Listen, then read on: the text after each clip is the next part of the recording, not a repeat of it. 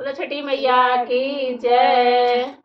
पूजे चारही खंडा के पोखरवा, पोखर जला से भरी, पोखर जला से भरी। पूजे चारही खंडा के पोखरवा, पोखर जला से भरी, पोखर जला से भरी।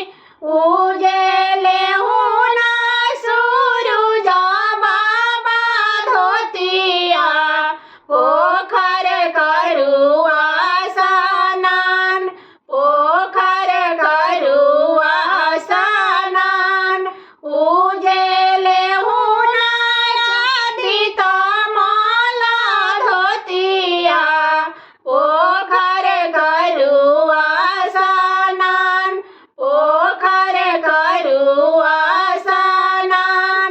उजेला गुना छठिया मैया के गोड़ावा, छठी मैया होई है सहाय, छठी मैया होई है सहाय। उजे चारही खंडा के पोखरवा, पोखर जला से भरी, पोखर जला से भरी। उजेले हुना महादेव धोतिया, पोखर करुआ स्नान, पोखर करुआ स्नान। उजेले हुना श्री रामचंद्र धोतिया, पोखर करुआ स्नान, पोखर करुआ स्नान। उजेला गुना छठिया मैया के गोड़ावा, छठी मैया होई है सहाय, छठी मैया होई है सहाय। उजे चारही खंडा के पोखरवा, पोखर जला से भरी, पोखर जला से भरी।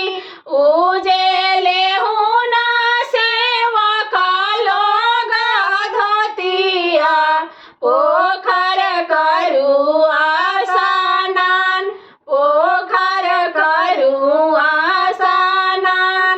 उजेला गुना छठिया मैया के गोड़ावा, छठी मैया होई है सहाय, छठी मैया होई है सहाय, छठी मैया होई है सहाय। बोलो छठी मैया की जय।